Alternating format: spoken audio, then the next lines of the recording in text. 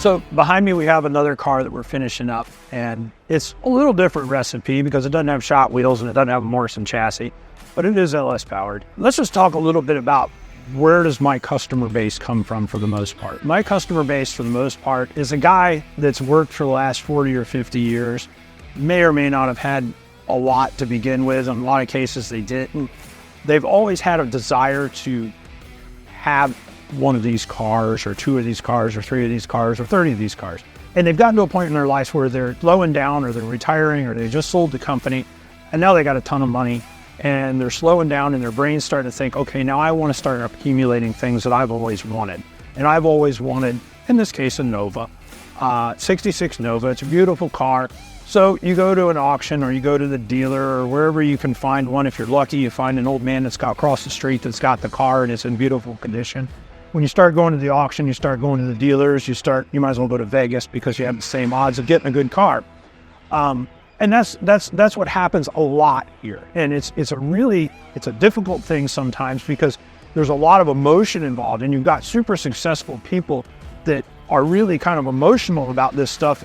They don't necessarily show it, but it is an emotional thing because it's something they've always wanted. And now they've just purchased this vehicle one place or another, and it's been a disappointment. It's been a real disappointment. You know, they were at the auction, they're drinking, carrying on with their buddies, and they bought this thing that they've always wanted.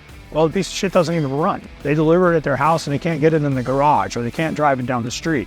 And it happens a lot. So then we come into play. I shouldn't complain because we make a lot of money with this stuff.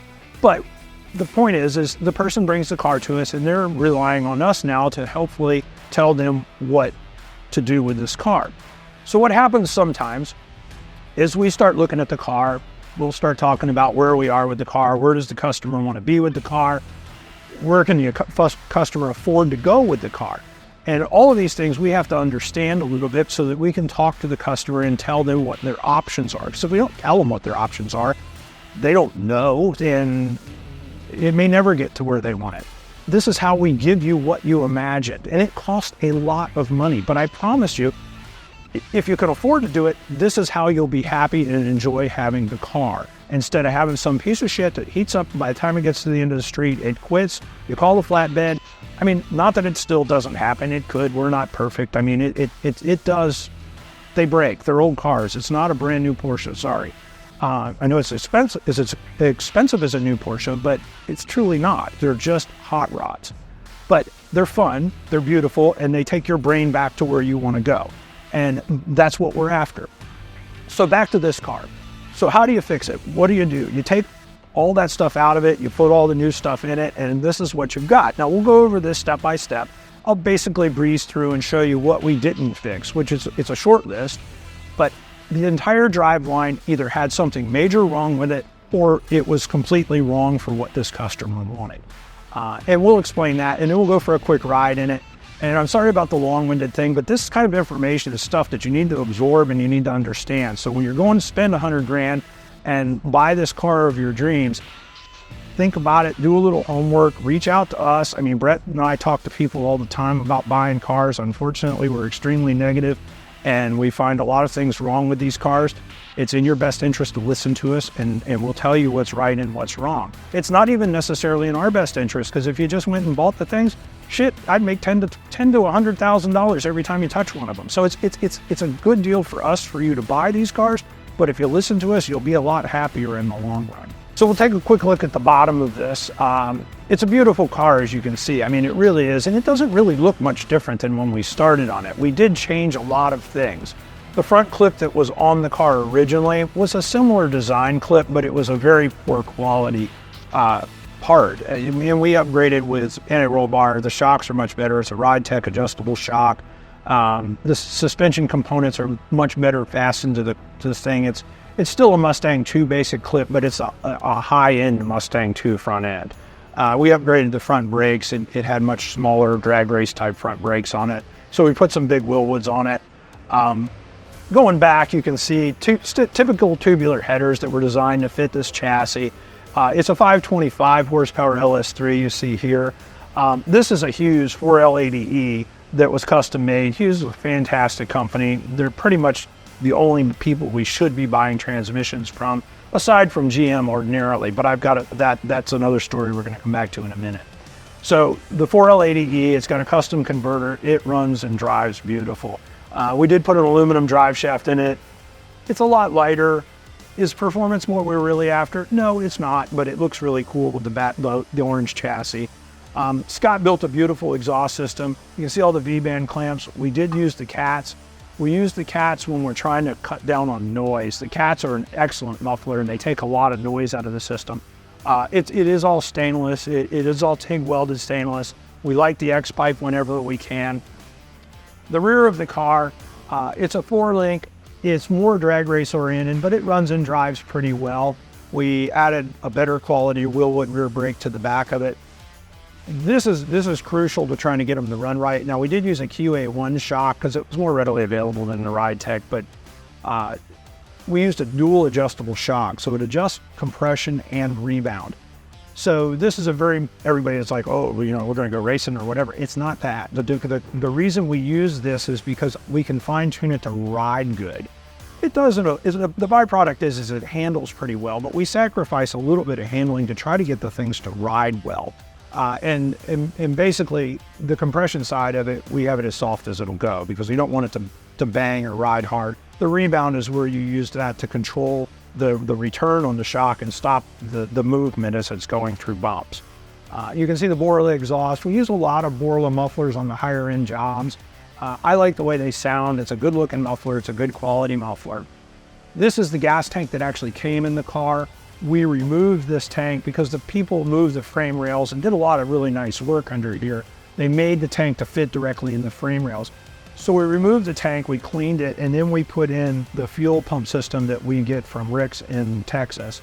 And basically it's a GM fuel pump. We've stopped using all of the aftermarket tanks and everybody else. Even Aeromotive stuff doesn't hold up. So the GM stuff, this is exactly what would have come in a 2012 Camaro or whatever. It's a built-in return. It's got its own built-in sump. It's critical to making these things last and drive for a long time. The pumps are all the high performance aftermarket stuff. Tanks, for example, Tanks is they sell a lot of stuff. Holley sells their stuff. It's garbage. It's shit. The fuel pumps are going to sell quickly. You need to go to somebody like this and incorporate the GM stuff, because no matter how good we think they are, GM's so much smarter than we are, it's not even funny. Okay, so now we look under the hood. Now we've made some major changes. It's still orange and painted like it was. I mean, the flavor and the feel for the cars, we didn't change any of that, the aluminum hinges and so on. We did a little more fitment on the front of the car. But the big deal is we took the big block Chevrolet out of it, or it was what looked like a big block Chevrolet. It was all aftermarket. And we took that out and we put this in. This is 525 horsepower LS. You can see we made the valve cover changes. We've made everything. We made the air intake for it. CNR makes us the radiator. Now this car, we don't always go to CNR, but anytime there's a challenge with room or a questionable cooling situation, we immediately go to CNR because we get some really expert engineering help. So this has got a brushless fan in it. It has the transmission cooler built into it, and it's an adequate radiator to cool this engine at any environment. The fan is critical to making the air conditioning work. The air conditioning without proper air movement will not work. So this fan is capable of making the car run nice and cool, and it is. You can turn the AC on, and even with the windows down, it still has a low 50s, high 40s breeze blowing on you. We put the master cylinder, changed the master cylinder. It's got a Willwood master cylinder. It didn't have that before. So here's the deal. Now I'm going to bitch about GM. The LS3, for whatever reason, GM cannot supply the 4L65 or 4L70 or 4L75 that we would normally use. With this engine, they required the 4L70-75 for the strength. They can't supply it. They're gone. There's none in the country anyway. So GM offers this engine with a 6-speed. I'm like, shit, we got the room in the tunnel. It's got a custom tunnel. Let's put the 6-speed in it. That sounds pretty cool. So we did. We bought this package from GM. Package from GM. Engine transmission package from GM. Put it all together in a car. It requires a special shifter because it's electric and all this other stuff. We put it all together. Tits. It looks great. Fits in the car. I'm really excited about this. This is going to be cool because the 6-speed is giving you some real significant mechanical advantage with gearing. we can't get this piece of shit to work. Can't. We've got a week in it. We're on the phone with GM. You got to go through GM High Performance or GM Performance Package, I think it is. And honestly, we have a Great Dane. The Great Dane would have been a whole lot more helpful than GM Performance. So after you call GM and you beg them and all this other stuff, and we buy a valve body on our own, we change them with computerized valve body, we go through all of this bullshit, and GM's like, we don't know what you're talking about. We don't know what you're talking about. They're about as helpful as an hemorrhoid. And this is the case with Chrysler as well, and Ford not so much, but this is the case with all of these aftermarket engine things. Why am I bitching about this, and why am I telling you this? Because when you want to know why it cost us so much to do this, you want me to be prepared to supply you something that is going to run perfectly. I know that there are certain failures in money that I am going to lose and take out of pocket. So what do? So I've got this car, it's done, it's running, the customer is just foaming at the mouth to finally start driving his toy that was broken when he got it, and we can't get it to work. It shifts and drives and runs like a hunk of shit. It looks great, but it won't work. We finally start calling all over the country, and everybody's like, yeah, well, we had a bad time with the 6-speed. We did this computer change, that computer change. We never got it to work right. Well, we got 4 or 5 people after beating our head on the phone with GM forever and not getting any help, none, zero. And so what do? I got a customer that wants his car. I said, take the piece of shit out. I call our friends at Hughes. I said, this is the problem we're having. They're very interested in the 6-speed. We explained to them what's happening. They confirm what we already knew. So we buy the 4L80. Now I have to wait another 3 or 4 weeks for the 4L80 to come. Remember I told you it has a Hughes 4L80 in it. That's not the way it started. So right this second, today, I have a 6-speed on the floor that cost us about $6,000, round numbers, $6,000, maybe $7,000 with the converter. I've got over a week of time just trying to troubleshoot everything. Then I've got probably 3 days in taking it apart and then reinstalling the Hughes, which is another $6,000 or $7,000 out of my pocket, all this to make the customer happy. Now what happens in a lot of cases, and this is what we end up fixing, is this thing, a lot of shops are small. These guys can't afford to take a $14,000 or $15,000 hit on a job. And that's the truth, because I was once small and I understand this. I am fortunately at a point where if I fuck something up, I can fix it. I can afford to fix it. And that's really important if you're dealing with other people. So I'm right now, I do the math on it, 15 grand, roughly, in GM's screw up. So I've got this thing on the floor. Now we get the transmission from Hughes. We've got to put it all together. We've got to reprogram. We have to retune. Now the car is tits. It's perfect. It works perfect. But I just took 15 grand and threw it out the window because GM won't help us. And you know what GM does for us now when we're trying to say, look, just give me my money back for the transmission. The dealership that we buy it from and we buy a lot of stuff from, they won't talk to you. You've got to go to GM and talk to them directly. You know how GM helps us?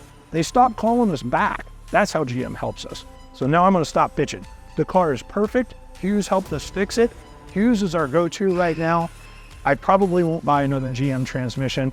The crate engine's great. I mean, you can't beat it. The things work great.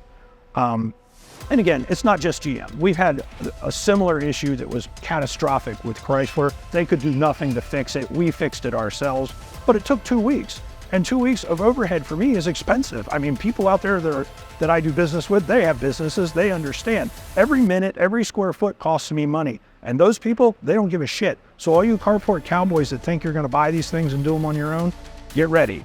So the inside of the car essentially is the same. We went through and we rewired everything and made it work because it didn't. The upholstery guys got a hold of it and they changed the carpet. We changed the seats. The seats were terrible. The car actually didn't even have seat belts in it, so we put the shoulder belts in it. The seats are from a 911 Porsche. I really like the German seats in most cases. That's what we go to.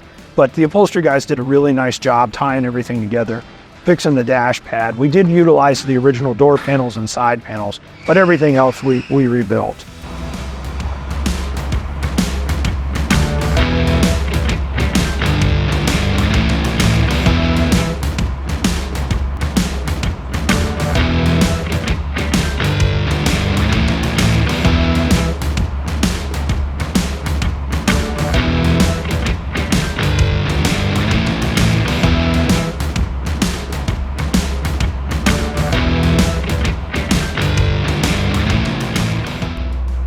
So this has got the 525 horsepower engine in it. So if you pay attention to the idle, it's got a little bit of a rump to it. It's got the thumpity thump cam, which is what everybody's after, and that's the only reason we don't use the 430, is if somebody wants that. And by design, the car right now, I mean, we're going 35 miles an hour, 2,000 RPM. It's extremely quiet. I mean, it's really nice to drive. You can have a conversation with somebody. It doesn't sound like you have your head in a garbage can, somebody's beating on it. It's a very nice, quiet car, and something that you could actually drive for a few hours and be very comfortable with. We put the Porsche seats in it, like I said, and I mean, those seats are made by Recaro for Porsche, and they're just fabulous. We've used those for a long, long time, and you can't go wrong with it. And it actually has the 7-way adjustable, so you can really make it comfortable.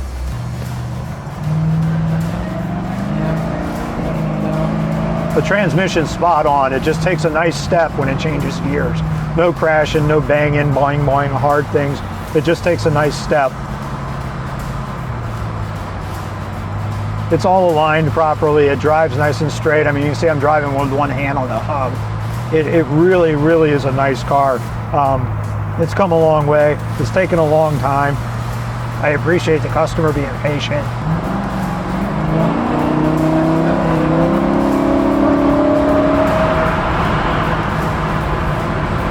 Again, we're going 70, and the car's nice and smooth. You have some air noise, but that's all right.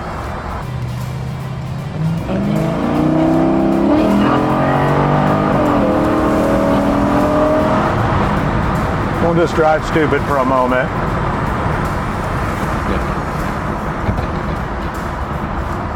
It is definitely a lot of fun. And it's like driving a new car. I mean, you feel very comfortable with the braking.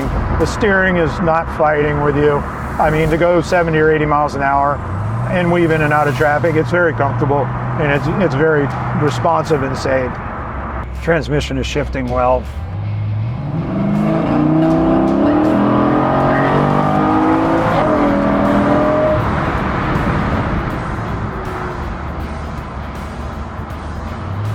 Like I said, it moves pretty good. I think it's exactly what the customer wanted.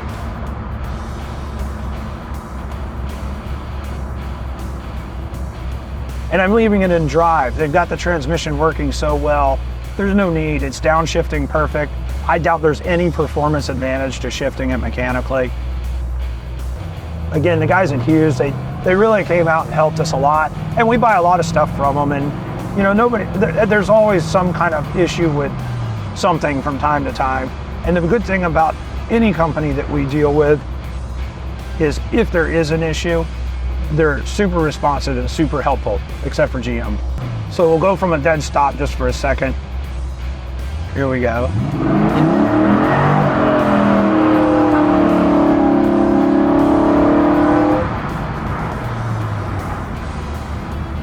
That's a pretty quick car. There's a giant blue cloud behind us, and it's not oil.